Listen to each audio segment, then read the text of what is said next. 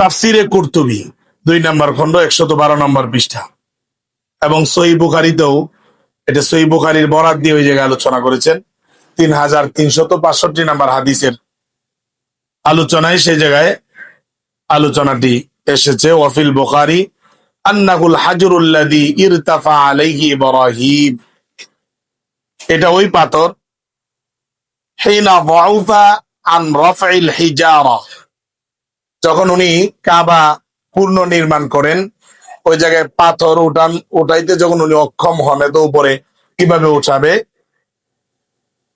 ওই সময় আল্লাতী কানা ইসমাঈল ইউনাউইলুহা ইয়াহু ফি বিনাইল বাইতি, সাইয়েদুনা ইসমাঈল আলাইহিস সালাম বাবা ইব্রাহিমের হাতে পাথর দিতেন এবং তিনি ওই পাথর দিয়া নির্মাণ করতেন। ওয়াগারিকাত কাদামা ফিহি, কিন্তু এই পাথরটা যখন উনি দিলেন, মাকাম ইব্রাহিম যেটাকে বলে পাথর, এই পাথরটা যখন দিলেন এবং তিনি ওই জায়গায় দাঁড়াইলেন, ওনার 2টা পা পাথরের মধ্যে হালকা করে ডেবে যায়। সুবহানাল্লাহ। যারা হজ উমরা করছেন এখানে দেখছেন যে পায়ের ছাপ আছে, পাথরের মধ্যে পায়ের কি আছে, ছাপ আছে ওই জায়গায়। আনাস রাদিয়াল্লাহু তাআলা আনহু বলেন, রাআইতু ফিল মাকাম আসারা আসাবিহি ওয়া আকিবিহি ওয়া আখমাসি কাদামাইহি গায়রা আন্নাহু আযহাবাহু মাসহুন নাস বিআইদিহিম। এই পদচিহ্ন যখন লেগে যায়, আনাস রাদিয়াল্লাহু তাআলা আনহু বলেন, আমি মাকাম ইব্রাহিমে তার পায়ের আঙ্গুল ও গুরালি এবং পায়ের তালুর চিহ্ন দেখেছি, তবে বর্তমানে মানুষের হাতে অধিক স্পর্শের কারণে তা মুছে গিয়েছে। তখন হয়তো বা মুছে গেছিল, এখন তো মনে হয় আবার ওইটা ওইরকম ভাবে দিয়ে রাখছে আকৃতি, যারা গেছেন তারা দেখছেন। তাফসিরে উসমানী সেই জায়গায় এইটার সারমর্ম লিখেছেন, মাকাম ইব্রাহিম হচ্ছে সেই পাথর যার উপর দাঁড়িয়ে তিনি কাবা নির্মাণ করেছিলেন, এবং তাতে হযরত ইব্রাহিম আলাইহিস সালামের পদচিহ্ন রয়েছে।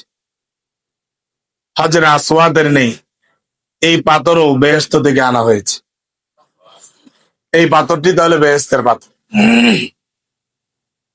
ওয়াখতুলিফা ফি তাঈনিল মাকাম, মাকাম ইব্রাহিমের স্থান নির্ধারণ নিয়ে মতানৈক্য দেখা দিয়েছে। তখন দিয়েছিল, আসাহুহা আন্নাহুল হাজারুল্লাযী তা'রিফুহুন নাস আল ইয়াউমুল্লাযী ইউসাল্লি ইনদাহু। বাদবাকি কথা হচ্ছে মাকাম ইব্রাহিম ওইটাই যেখানে মানুষ ওইটার পিছনে নামাজ পড়ে 2 রাকাত তাওয়াফে কুদুম, 2 রাকাত নামাজ। এবং এই কৌলটি হচ্ছে জাবের ইবনে আব্দুল্লাহ এবং আব্দুল্লাহ ইবনে আব্বাস, কাতাদা রিদওয়ানুল্লাহি তাআলা আলাইহিম আজমাইন, আরো অনেক সাহাবায়ে কেরামের। মাকাম ইব্রাহিমের ফজিলত কি? আল্লাহ রাব্বুল আলামিন সূরা বাকারার 125 নম্বর আয়াতের একটি অংশ বলেন, ওয়াত্তাখিযু মিন মাকামি ইব্রাহিম মুসাল্লা, তোমরা মাকাম ইব্রাহিমকে নামাজের স্থান বানিয়ে নাও। মাকাম ইব্রাহিমকে নামাজের স্থান বানাও। সুনানে নাসাই 2939 2939 নম্বর হাদিসের বর্ণনা। জাবের রাদিয়াল্লাহু তাআলা আনহু থেকে বর্ণিত, তিনি বলেন, লাম্মা কাদিমা রাসূলুল্লাহ সাল্লাল্লাহু আলাইহি ওয়াসাল্লাম মক্কাতা দাখালাল মাসজিদা ফাস্তালামাল হাজারা সুম্মা মাদা আলা ইয়ামিনিহি فرمل 3 ومشى 4 ثم أتى المقام فقال واتخذوا من مقام إبراهيم مصلى।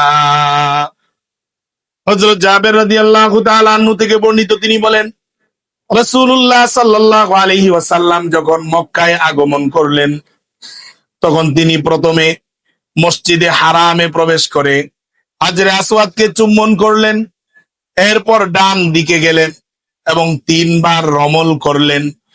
3 বার কি করলেন? রমল। রমল কাকে বলে? আপনারা যারা হজ করছেন, উমরা করছেন, তারা বুঝবেন কিভাবে চলা, একটু এলোমেলো হয়ে একটু দ্রুত চলা, এগুলা যারা হজ উমরায় যাবেন বা গেছেন তাদেরকে মুআল্লিমরা প্রশিক্ষণ দিয়ে শিখিয়ে দিবে। ওয়ামাশা আরবাআন, এবং 4 বার স্বাভাবিকভাবে হেঁটে হেঁটে তাওয়াফ করলেন। তাওয়াফটাই 3 বার রমল, 7টা তাওয়াফ, 4 বার স্বাভাবিকভাবে আর 3 বার ওটা একটু দ্রুত গতিতে, এলোমেলো পেরেশান, মানে একটু দৌড়দৌড়ি অবস্থা। কিন্তু এখন হজের মৌসুম এটা করা যায় না, এত ভিড়, দৌড় কোথায় দিবেন আপনি? লড়ারই তো জায়গা নেই, নড়াচড়ার জায়গা নেই। তো ওই ভাবটা শরীরে আনা, আবার নড়াচড়া করতে গিয়ে যদি আরেকজনকে কষ্ট দেই, তাহলে এটা সুন্নত বা মুস্তাহাব, সুন্নত হোক, কিন্তু আরেকজন তো ফরজ, কষ্ট দেওয়া ওইটা তো হারাম, ফরজ তরক হয়ে হারামে লিপ্ত হয়ে যাও। এই জন্য রমল যদি মানুষের হুজুমের কারণে করা না যায়, তাহলে স্বাভাবিক শরীরের মধ্যে একটা ভাব রাখা, কিন্তু আমার কারণে যেন একজন কষ্ট না হয় সেদিকে খেয়াল রাখতে হবে। তাহলে হজ আর বাড়িতে আসবে না, ওই হেরম শরীফের ভিতরে নিহত হয়ে যাবে হজের সওয়াব, আর এই পর্যন্ত আসবে না। এরপরে সুম্মা আতাল মাকাম, এরপরে উনি মাকাম ইব্রাহিমের কাছে আসলেন। ওয়াত্তাখিযু মিন মাকামি ইব্রাহিম মুসাল্লা, এরপরে আয়াত তেলাওয়াত করলেন। ফাসাল্লা রাকাতাইন, এবং 2 রাকাত নামাজ পড়লেন মাকাম ইব্রাহিমকে সামনে। তাওয়াফ শেষে এই জায়গায় 2 রাকাত মাকাম ইব্রাহিমকে সামনে নিয়ে সালাত নামাজ আদায় করতে হয়। ওয়াল মাকামু বাইনাহু ওয়া বাইনাল বাইত সুম্মা আতাল বাইত বা'দা রাকাতাইন, ওনার মাঝখানে, মাকাম হলো ওনার মাঝখানে এবং বাইতুল্লাহর মাঝখানে, অর্থাৎ মাকাম ইব্রাহিম পরে বাইতুল্লাহ, আল্লাহ রসুল এবং বাইতুল্লাহ কাবা, এটার মাঝখানে হলো মাকাম ইব্রাহিমকে নিয়ে উনি নামাজ পড়েছেন। সুম্মা আতাল বাইতা বা'দা রাকাতাইনি, এরপরে উনি আসলেন আবার কাবা ঘরের পাশে। ফাসতালামাল হাজারা, আবার হজরে আসওয়াদ ইস্তেলাম করলেন, চুম্বন করলেন। সুম্মা খারাজা ইলা সাফা, এরপরে সাফা এবং মারওয়ার দিকে গেছে। সহিহ বুখারীর 402 নম্বর হাদিসের বর্ণনা, আনাস রাদিয়াল্লাহু তাআলা আনহু থেকে বর্ণিত, তিনি বলেন, ক্বালা উমর ওয়াফাকতু রাব্বি ফি 3, আল্লাহ রাব্বুল আলামিন আমার যে সমস্ত মতামত, এরকম মতের সঙ্গে আল্লাহর হুকুম 3টার মিল। কয়টা? 3টা। এই জায়গায় 3টা আছে, কিন্তু আসলে কোরআনের আয়াত প্রায় অনেকগুলা, আমি একবার হিসাব করেছিলাম 18টা না 22টা, যেগুলা ওনার মানসা ছিল, আল্লাহ রাব্বুল আলামিন ওইভাবে আয়াত নাজিল করছেন। সুবহানাল্লাহ। অথচ অনেকে আছেন উমর রাদিয়াল্লাহু তাআলা আনহু দেখতে পারেন, আর অনেক অতি আবেগী ভাই বলেন উমর রাদিয়াল্লাহু তাআলা বেদাতি ছিল। নাউজুবিল্লাহ পড়েন। উমর রাদিয়াল্লাহু তাআলা আনহু যদি বেদাতি হয় আপনার নিকট, আপনার মতো সালাফি আর আহলে হাদিস আমাদের দরকার নেই, আমাদের উমর রাদিয়াল্লাহু তাআলা আনহু দরকার। এই জন্য এরকম কোন মানহাজ অবলম্বন করিয়েন না যেই জায়গায় সাহাবায়ে কেরামদেরকে কটাক্ষ করতে হয়, তাহলে ঈমান থাকবে না, ঈমানি খতরা আছে। দেখেন ওনার মন অনুযায়ী কোরআনে আয়াত, মানে ওনার দিলে যেটা আসছে আল্লাহ দিয়ে দিচ্ছেন, ওইভাবে কোরআনে আয়াত নাজিল হয়েছে।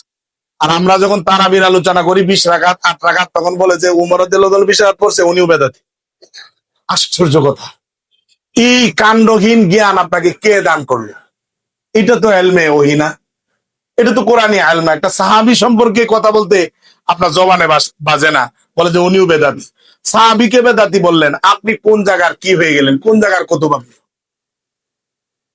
ওমর রাদিয়াল্লাহু তাআলা আনহু সম্পর্কে আল্লাহ রাসূল বলেছেন যে আমার পরে যদি নবী হতো, আমার পরে তো নবী নাই, আমার পরে যদি কোন নবী রাসূল হইতো, তাহলে আল্লাহ রাব্বুল আলামিন উমরকে নবী বানাইতেন। সুবহানাল্লাহ।